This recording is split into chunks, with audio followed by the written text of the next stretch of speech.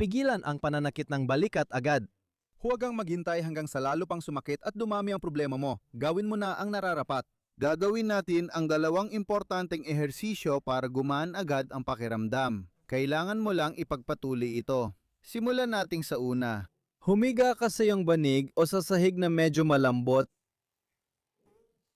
Iusog mo ang mga kamay mo palayo sa harap.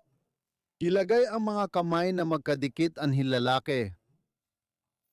At pagkatapos, iunat mo ng buo ang iyong mga siko at dahan-dahan mong ibaba ang iyong dibdib. At mararamdaman mo ang pag-unat sa iyong mga balikat, sa mga braso, at baka pati sa gilid ng iyong likod pababa. At dahan-dahan mong pinapalalim pa ang pag-unat na ito. Huminga ng malalim, pasok at labas.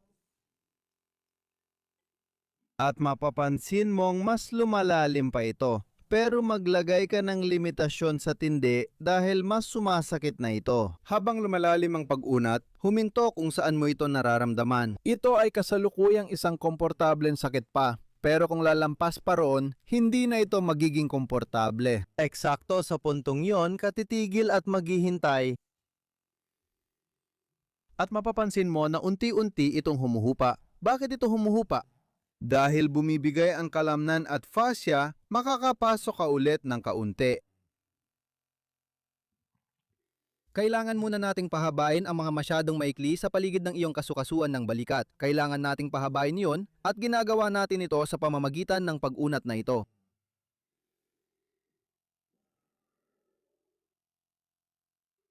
Lagi mo lang siguraduhin na ang iyong mga siko ay tuluyang nakaunat dahil kapag nakabaluktot ang mga ito, mas mahina ang epekto nito.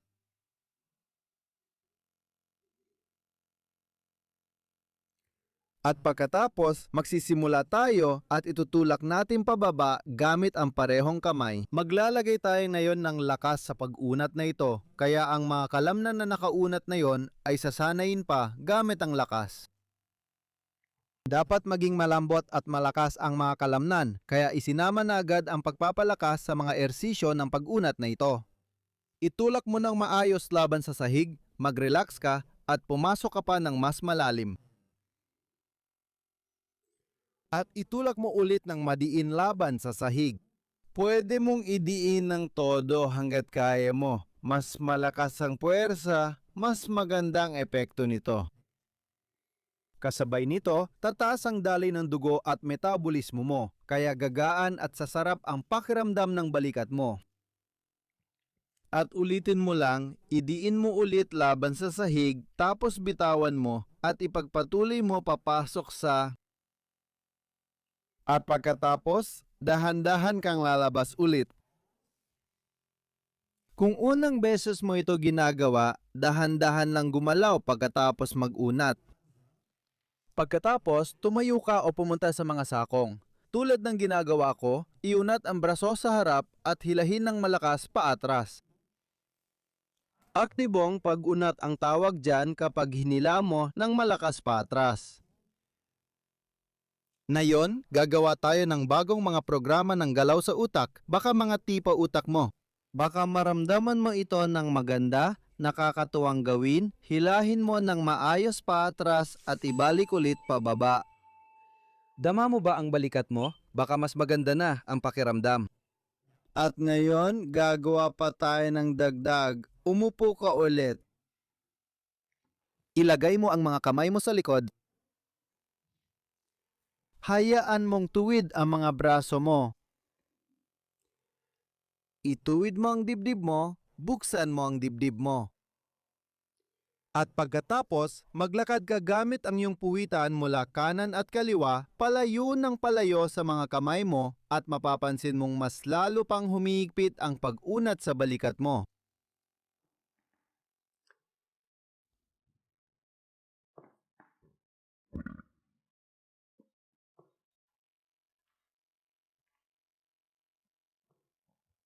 Pag napansin mong hanggang dito na lang, di ko na dapat dagdagan, hindi na komportableng sakit. Tapos maghihintay ulit tayo sandali. Huminga ng malalim-malalim na paghinga papasok, malalim na paghinga palabas. Laging tandaan na yon, pinapahaba natin ang mga maikling bagay. Ang katawan bilang sistema ng silula at buhay na tissue ay laging sumusunod. Kailangan mo lang magbigay ng mga stimulus para magbago ang estruktura nito. At dahil alam natin na karamihan sa mga pananakit ng balikat ay dahil sa masyadong maikli at masyadong banat na mga kalamnan, kaya epektibo rin ang serye ng mga ehersisyong ito. Huminga ng maayos. At maghintay hanggang masanay ang kalamnan dito. At ang mga fascia at pati na rin ang kapsula, pati na rin ang mga litid, lahat ng nasa paligid nito na maaari naging kulang sa ehersisyo sa paglipas ng mga taon at dekada. Gagawin natin itong mas mahaba ngayon. Siyempre, hindi ito agad mangyayari. Pero kadalasan, pagkatapos ng ehersisyo, ramdam mo na agad ang malaking pagkakaiba dahil sa pag-relax. Ayan, maayos na natin lahat. Na yon, kailangan na lang ibalik ang lakas dyan. Ibig sabihin, itutulak natin ang dalawang kamay natin ng pinakamalakas laban sa sahig. Itutulak natin ng pinakamalakas hanggat kaya natin at pagkatapos ay magpapahinga at magpapatuloy tayo sa pag-unat. At ulitin, itulak ang mga kamay pababa, talagang itulak ng malakas pababa. At magpahinga, pagkatapos ay magpatuloy sa pag-unat. At ulitin ang pagtulak, talagang itulak ng madiin. Ang mga siko ay nakaunat pa rin ng mahigpit at magpahinga. At ulitin pang ipasok pa. Laging magtrabaho sa hangganan para mas maging epektibo ka. Mag-iiwan ka rin ng komento kung paano mo nagawa ang mga ehersisyo. Interesado talaga ako dyan.